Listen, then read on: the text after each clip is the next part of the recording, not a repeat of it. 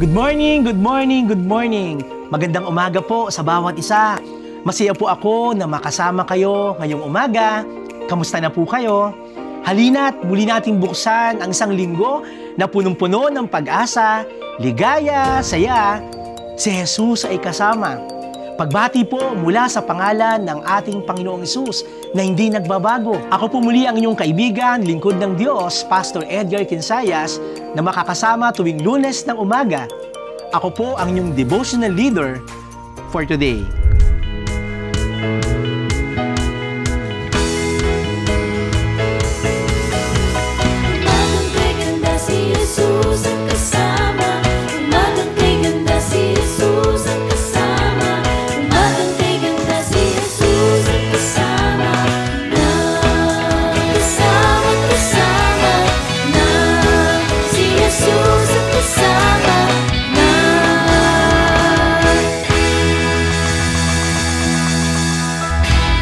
Our topic for this morning is moving forward in mission. At bago po tayo magsimula, hayaan po muna natin papurihan ang ating Panginoon sa awiting ito.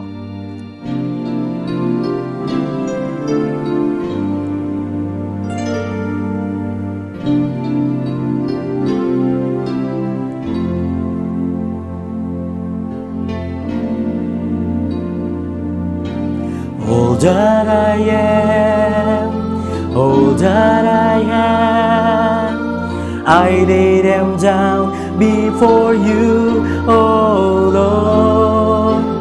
All my regrets, all my acclaims, the joy and the pain, I'm making them yours. Lord, I offer my life to you, everything I've been through. You sing for your glory, Lord, I offer my days to you, lifting my praise to you as a pleasing sacrifice. Lord, I offer you my life.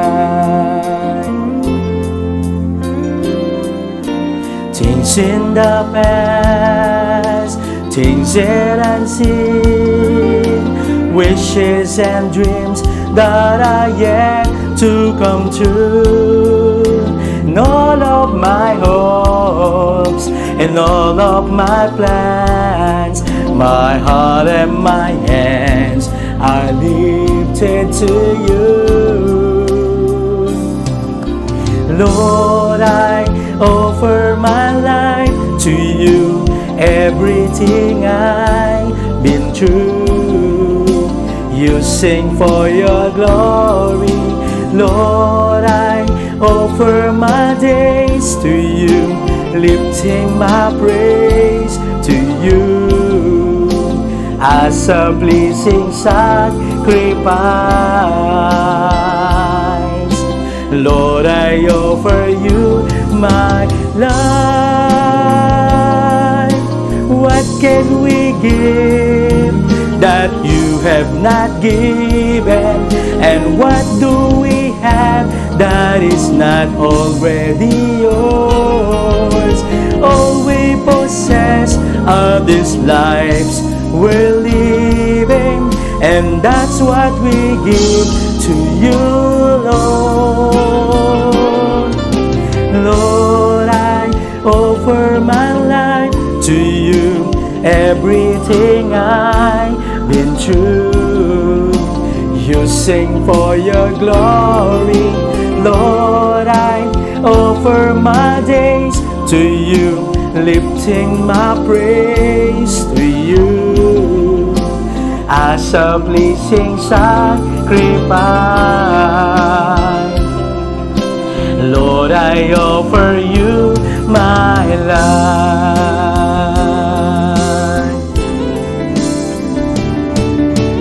Lord, I offer my life to you, everything I've been through. Use it for your glory. Lord, I offer my days to you, lifting my praise to you as a pleasing sacrifice. Lord, I offer you my life. Lord, I offer you my life. Praise God po sa awiting na ating narinig. Purihin po ang Diyos. Purihin ang Panginoon sa isang matagumpay na pagdiriwang din po natin kahapon ng ating 125th Church Founding Anniversary ng ating team, United, Rooted in Christ, Standing Firm in Faith, Moving Forward in Mission. Narinig po natin ang mayamang mensahe ng buhay na dinala ng lingkod ng Diyos sa bawat isa sa atin, si Bishop Rubenel Estrella. Praise God po, purihin po ang Panginoon. Hallelujah. At sa umagang ito, mga kapatid, meron po akong tanong sa bawat isa sa atin. Paano po tayo binago ng pag-ibig ng Diyos at ito po ang naging daan upang magpatuloy po tayo sa ating pagmimisyon? Ito po ay isang katanungan na may kinalaman sa ating pag-aaral sa umagang ito. Ang ating pong aralin ay matatagpuan po natin sa Gawa, Kabanatang 11, talatang 1 hanggang 18. Ito po yung usapin ng mga unang Hudyong Kristiyano tungkol sa pag-abot ni Pedro sa mga pagano. Nakita ni Pedro na maging ang mga pagano ay kabahagi sa plano ng Diyos at pagliligtas. Ang pahayag na ito ay bago sa mga mananampalataya dahil akala po nila sila lamang ang kabilang sa iglesia ng Panginoon dahil sila ay mga Hudyo. Subalit, higit sa kanilang akala ang plano ng Panginoon. Tulad ng nakita ni Apostol Pablo ayon sa unang Tesalonica, Kabanatang 5, talatang 9, hindi tayo pinili ng Diyos upang parusahan, kundi upang iligtas ang lahat sa pamamagitan ng ating Panginoong Jesucristo. At ang katotohanan ito ay sinabi sa mga paganong Kristiyano sa mga taga-Tesalonica, sila ay mga may bahagi sa plano ng Diyos sa pamamagitan ng pagliligtas na ginawa ng ating Panginoong Jesucristo. Ang ating misyon sa labas ng iglesia. Ang iglesia po ay dapat maging matatag na kongregasyon upang maging malakas sa paglabas sa misyon. Alam niyo mga kapatid, sa pananaw ng iba, ang dalawang bagay nito ay pagpapalakas at paglabas sa misyon ay dapat po ay magkasabay. Habang nagpapalakas ang iglesia sa pananalangin, pagsamba, pagkakaloob, lalabas naman po ito pagkatapos ng pagsamba upang magmisyon ang bawat membro sa mga hindi kabilang sa mga mananampalataya. Kaya kung makikita niyo mga kapatid, kaya ito po ang ating ginagawa tuwing tayo po ay pagkatapos na marinig tuwing linggo ang mga mensahe ng hamon, pagpapalakas, inspirasyon, tuwing linggo. Pagkatapos natin marinig ang mga ito po ay ating ibabahagi sa ibang tao at sa mga taong ating makakasalamuha, mga kapatid. Ang pangitain na binigay ng Diyos kay Pedro ay isang eye-opener sa bawat Kristiyano. Una, ang pagmimisyon sa mga pagano ay tinuturing paghawak sa marumi.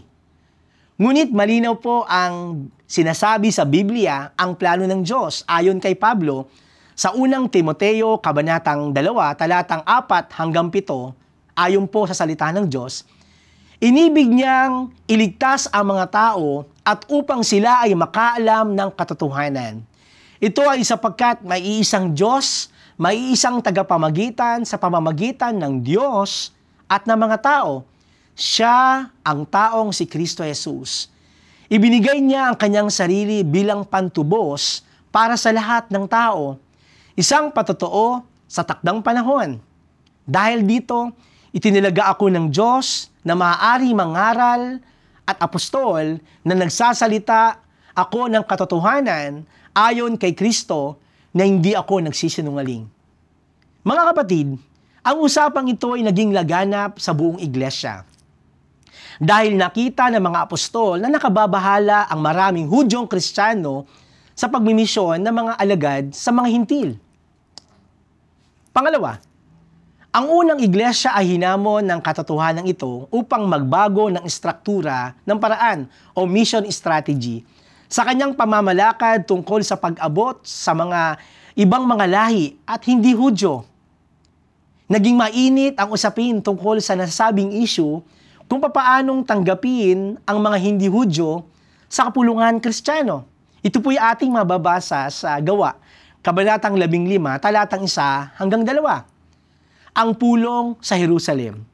May ilang mga kalalakihan ang bumaba mula sa Judea at nagturo sa mga kapatid.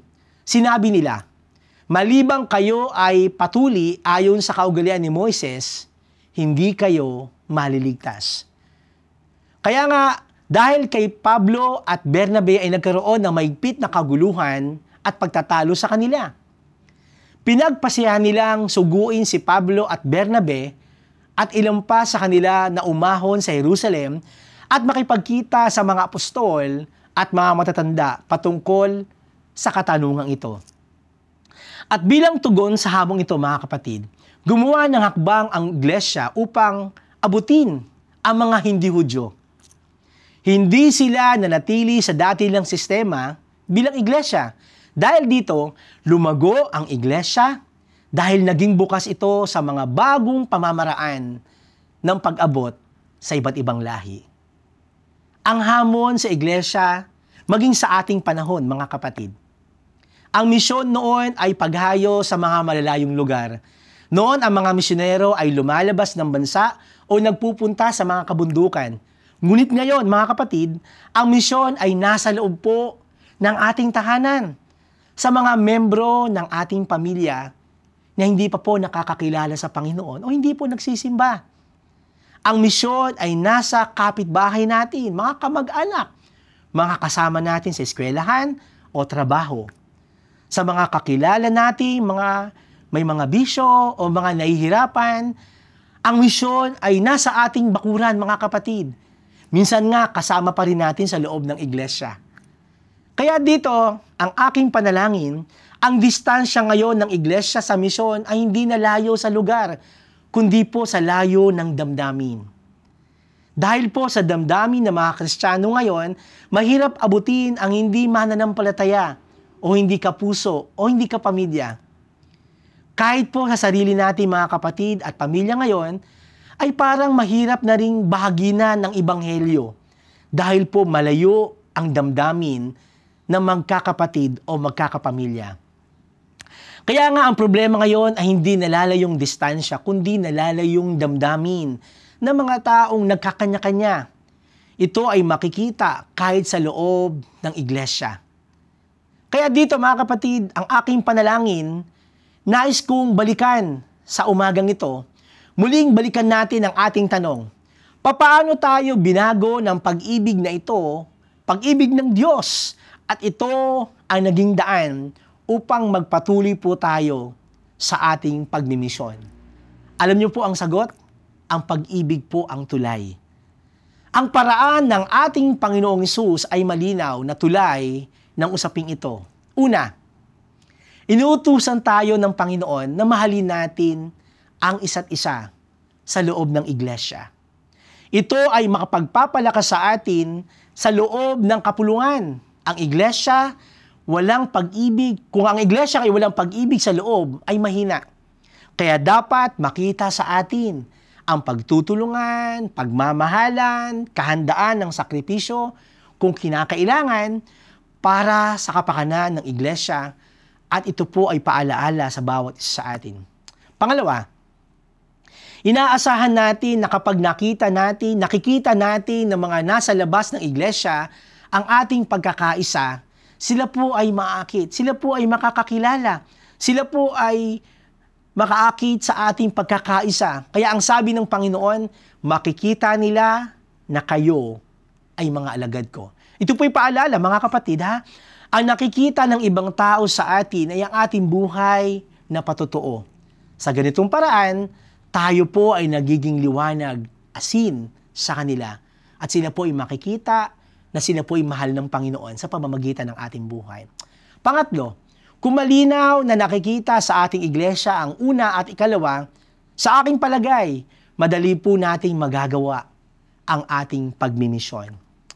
Ayon po kay D.S. Jess Alvarado, isang mabuting halimbawa ang ginagawa ng ating pong iglesia sa Wesley UMC sa Olongapo.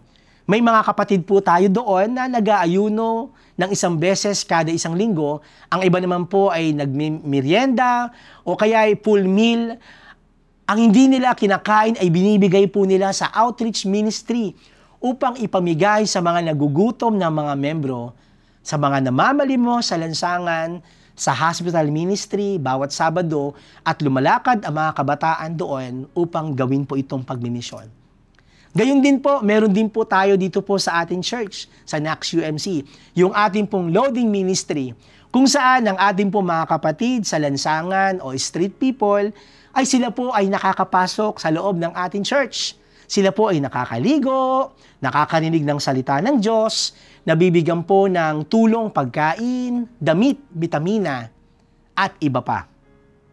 Alam niyo mga kapatid, ang pundasyon ng gantong programa ng pagmamahal sa Diyos at sa kapwa ay mga hinihipo ni Lord para tumulong. Mga volunteer, mga taong nakahandang talikuran ng kanilang sarili upang matulungan ang iba.